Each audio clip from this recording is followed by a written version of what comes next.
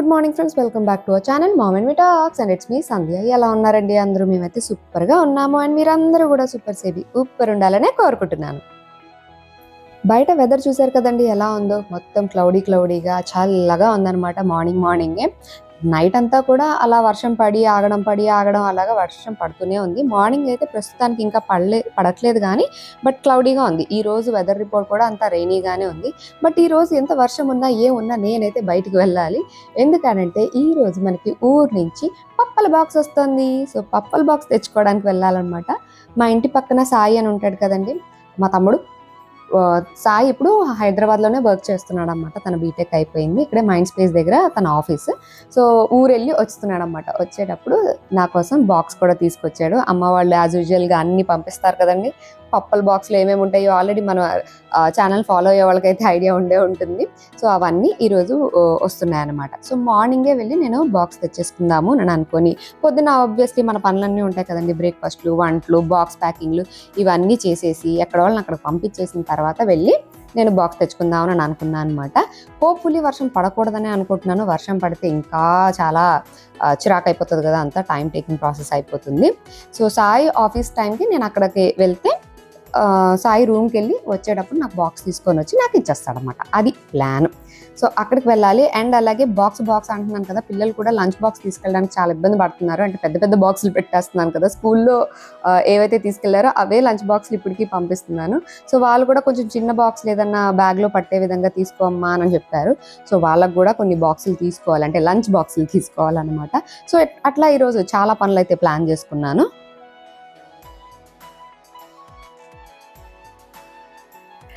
So మొత్తానికి ఎక్కడోళ్ళు అక్కడైతే వెళ్ళిపోయారండి. అండ్ ఇప్పుడు నేను కూడా ఫటాఫట్ రెడీ అయిపోయి వెళ్ళిపోవాలి. వాళ్ళు వెళ్ళిన దగ్గరికి నేను కూడా వెళ్ళాలి. అంటే మన పప్పల బాక్స్ వచ్చింది కదా, సో ఈ ఇంట్లోకి వచ్చాక ఇదే ఫస్ట్ కదా. So I'm super excited. చూద్దాం, చాలా రోజుల తర్వాత పప్పల బాక్స్ రిసీవ్ చేసుకున్నాను నేను కూడాను.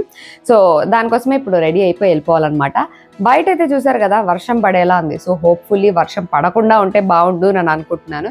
ఎందుకంటే అంటే నాకు సాయి ఆఫీస్ టైంకి సింక్ అయ్యేలాగా నేను వెళ్ళాలి కాబట్టి ముందు వెళ్ళిపోయారనమాట. సో ఇప్పుడు నేను వెళ్తున్నాను బాక్స్ తెచ్చుకోవడానికి.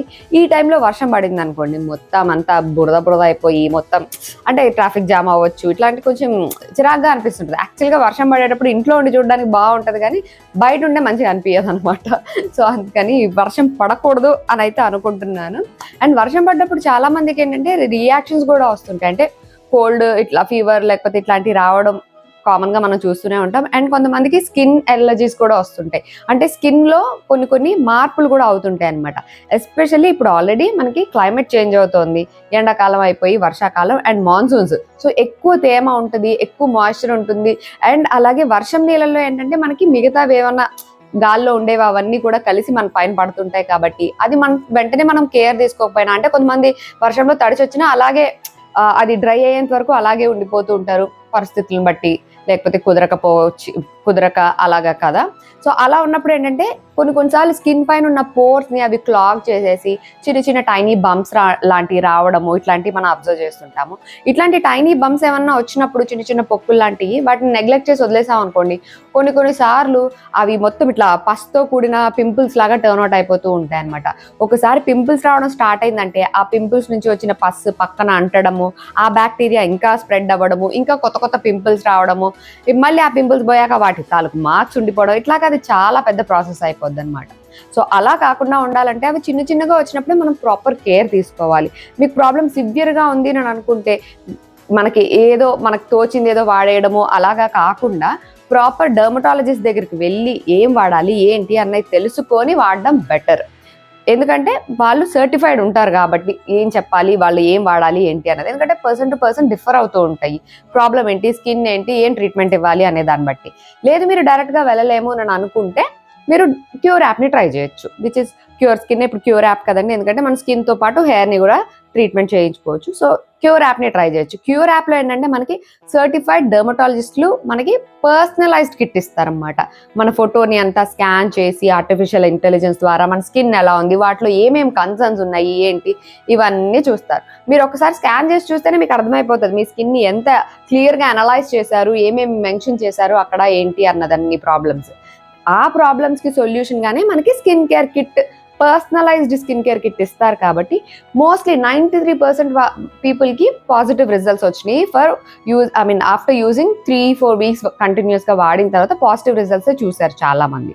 సో ఈ మాన్సూన్ సీజన్లో, ఈ వర్షాకాలంలో మీ స్కిన్లో ఎటువంటి చేంజెస్ చూస్తున్నా సరే, ఎటువంటి ఇట్లాంటి బంప్స్ కానీ ఇట్లాంటి ఏమన్నా చూస్తున్నా సరే, ఏమన్నా ఇరిటేషన్ లాంటివి ఏమన్నా చూస్తున్నా సరే, మీరు డెఫినెట్గా క్యూర్ యాప్లో అయితే ట్రై చేయొచ్చు. మీకంటూ ఒక పర్సనలైజ్ కిట్ వస్తుంది కాబట్టి ఆ కిట్లో మనకి అన్నీ వచ్చేస్తాయి. Face wash, moisturiser, sunscreen, treatment, ఇట్లాంటివన్నీ వచ్చేస్తాయి అనమాట. 2200 రూపీస్ అవుతుంది మీకు. మీరు అదే అఫోర్డబుల్ అని అనుకుంటే క్యూర్ యాప్ యొక్క లింక్ నేను డిస్క్రిప్షన్లో ఇచ్చేస్తా, ఒకసారి చెక్ చేసేయండి. అండ్ అలాగే నా కూపన్ కోడ్ యూజ్ చేయడం అసలు మర్చిపోకండి. కిట్ పైన ఈ కూపన్ కోడ్ వ్యాలిడ్ ఉంటుంది అనమాట. అది యూజ్ చేస్తే మీకు ఇంకొంచెం ఎక్స్ట్రా డిస్కౌంట్ కూడా వస్తుంది. నేనైతే యాజ్ యూజువల్గా నేను నా క్యూర్ స్కిన్ కిట్టే యూజ్ చేస్తున్నాను. ఇప్పుడు వర్షం పడేలా ఉంది అని చెప్పి మనం ఏమీ నెగ్లెక్ట్ చేయకూడదు అనమాట. మన స్కిన్ కేర్ని మనం ప్రాపర్గా కంటిన్యూ చేయాలి. Of course I use my sensitive pro cleanser. ఇదే నా ఫేస్ వాష్. సో దీంతోనే నేను ఫేస్ వాష్ చేసుకుని వస్తాను అనమాట. సో ఫ్రెష్ అయిపోయి అయితే వచ్చేసాను. అండ్ ఫేస్కి అయితే వెంటనే మాయిశ్చరైజ్ చేసుకోవాలి. అఫ్ కోర్స్ మాయిశ్చరైజర్ కూడా నేను క్యూర్ స్కిన్ కిట్లోదే వాడతాను, which is my barrier restructure cream. మన కిట్లోనే అన్నీ వచ్చేస్తాయని చెప్పాను కదండి, మన ఫేస్ వాష్ కానీ ఇట్లా ఇవన్నీ. సో వెంటనే మాయిశ్చరైజ్ చేసుకోవాలి. డ్రై ఫేస్ కొంచెం స్కిన్ హైడ్రేటెడ్గా ఉంటుంది. మాయిశ్చరైజేషన్ అయితే అయిపోయింది కదా. Next comes the most important thing. అది వర్షం ఉన్నా, క్లౌడీ ఉన్నా, ఏం లేకపోయినా డే టైంలో బయటికి వెళ్ళేటప్పుడు sunscreen is must and should ఖచ్చితంగా వాడాలి. సో ఇది కూడా మన కిట్లోనే వచ్చేస్తుంది. సన్ డ్యామేజ్ వల్లే ఎక్కువ స్కిన్ డ్యామేజ్ అవుతుంటుంది అనమాట, సన్ ఎఫెక్ట్స్ వల్లే.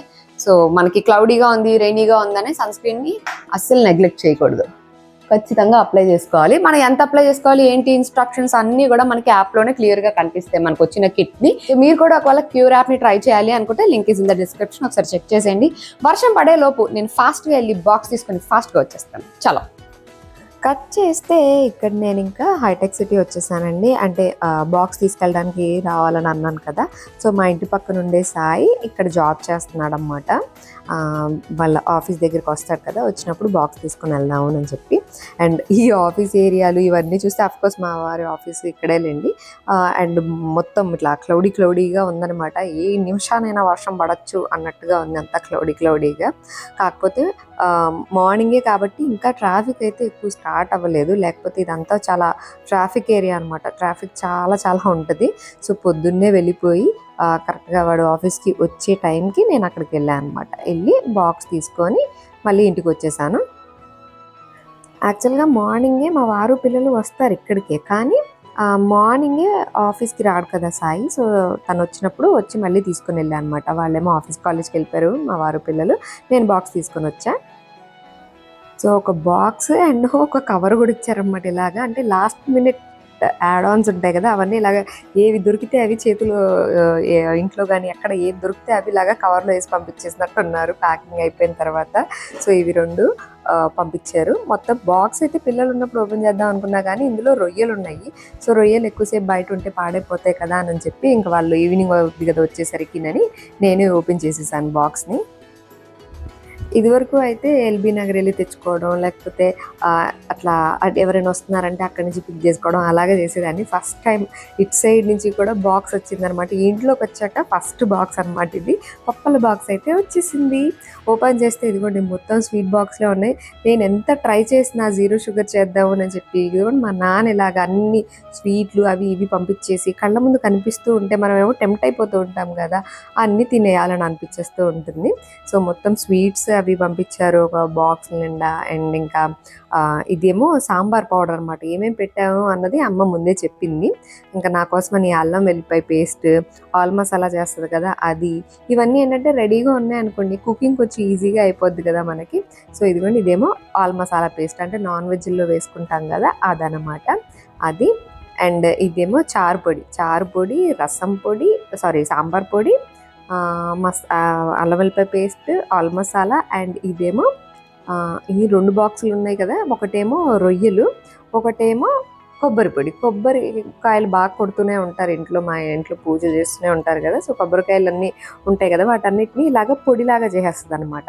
చేసేస్తే దీన్ని డీప్ ఫ్రిడ్జ్లో పెట్టేసుకుంటే మనకి ఏ కర్రీలో కావాలనుకున్నా ఆ కొబ్బరి పొడిని చల్లేసుకోవచ్చు అనమాట. ఇది పచ్చి కొబ్బరికాయలే, మీన్ డెసికేటెడ్ కోకోనట్ కాదు, ఎండు కొబ్బరి కాదు, పచ్చి కొబ్బరినే అలాగా తురిమినట్టుగా చేసేసి ఫ్రిడ్జ్లో పెట్టేసుకుంటాం అనమాట. డీప్ ఫ్రిడ్జ్లో పెట్టేయాలి. అది కుకింగ్ అప్పుడు కొంచెం కొంచెం తీసి చల్లుకోవడమే అదనమాట. అండ్ ఇవేమో రొయ్యలు. సో ఇవి ఈసారి బాక్స్లో వచ్చిన ఐటమ్స్ అన్నీ. అండ్ వీటితో పాటు జంతికలు, చెకోడీలు, అప్పడాలు, మిక్స్చరు, అచ్చు ఇట్లాంటివన్నీ ఉంటాయి కదా, అవన్నీ ఇంకా శరామామూలు అనమాట.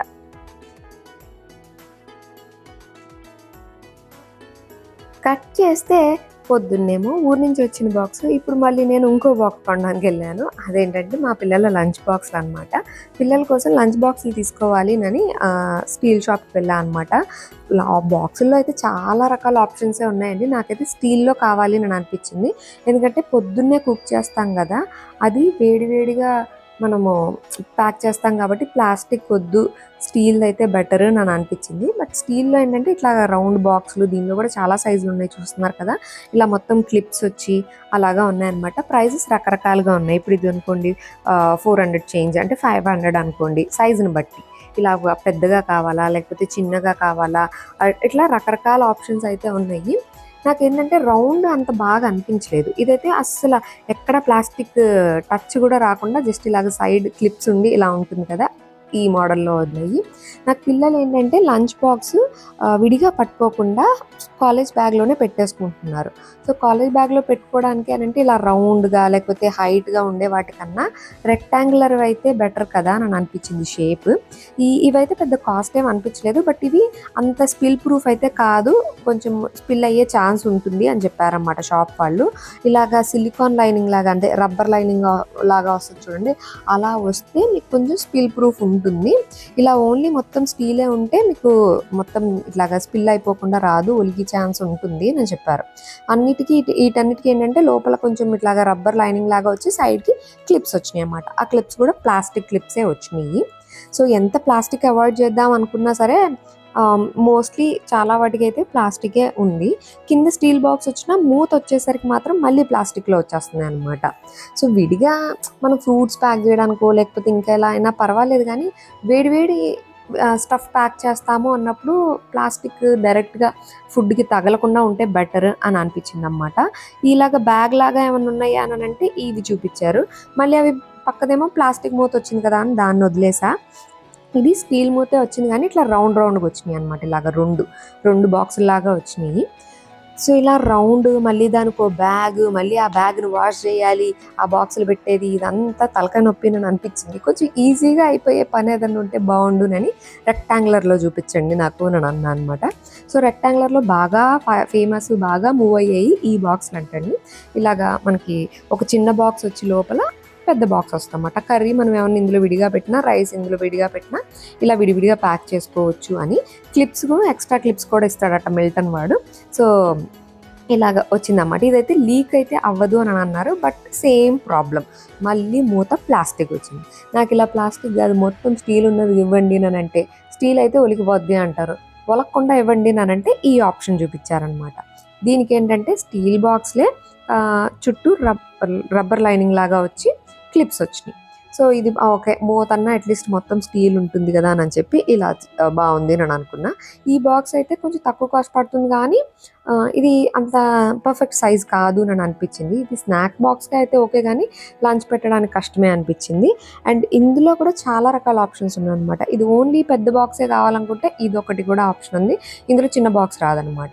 ఇదైతే రైస్కి వాటికి పర్ఫెక్ట్ అని అనిపించింది. ఎందుకంటే నేను మోస్ట్లీ వాళ్ళకి లంచ్లో ప్యాక్ చేసేది రైసే ప్యాక్ చేస్తూ ఉంటాను, లేదా చపాతీలు కానీ ఇలాంటివి పెడుతుంటాం కదా, సో అట్లా అనమాట. ఇదైతే 1000 ml పడుతుంది అనమాట. ఇందులో ఓన్లీ పెద్ద బాక్స్ ఒకటే వస్తుంది. సో అట్లా కాదు అని ఒక పెద్దది చిన్నది ఉన్నది తీసుకున్నా. ఎంఆర్పి అయితే 1150 అలా ఉంది. సో షాప్ ఆయన మాకు 900 రూపీస్ వేశారు ఒక్కొక్క సెట్కి. సో 2 సెట్లు అయితే తీసుకున్నాను, ఇవి ఇలాగా కాంబో లాగా.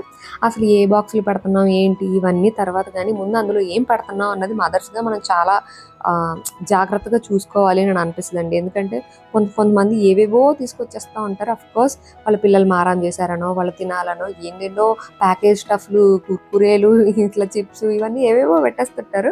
బట్ అట్లాంటివి కాకుండా పిల్లలకి చిన్నప్పటి నుంచి హెల్దీగా సర్వ్ చేయడం చాలా చాలా ఇంపార్టెంట్. ఎందుకంటే స్కూల్లో పక్క పిల్లల్ని చూసి వాళ్ళు టెంప్ట్ అవుతూ ఉంటారు కదా.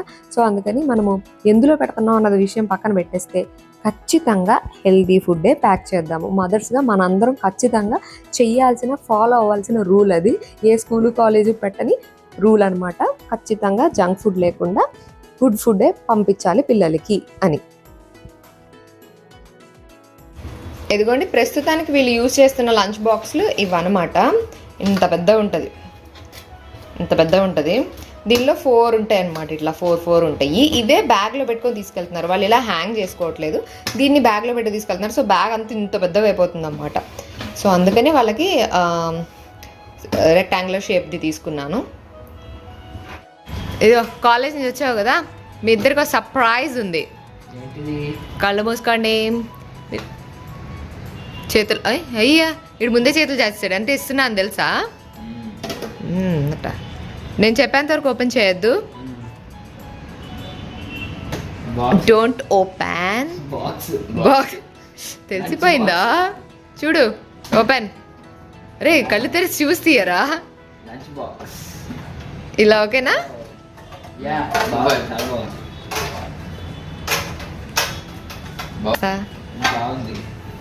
ఇలా ఓకేనా? అలా లావుగా వద్దు అని అంటున్నావు కదా, ఇది ఓకేనా మరి? ఇందులో 2 వచ్చినాయి ఇలాగా. ఇందులో స్నాక్స్ పెట్టచ్చు అండ్ ఇందులో రైస్ అండ్ ఎగ్స్ అవి పెట్టచ్చు.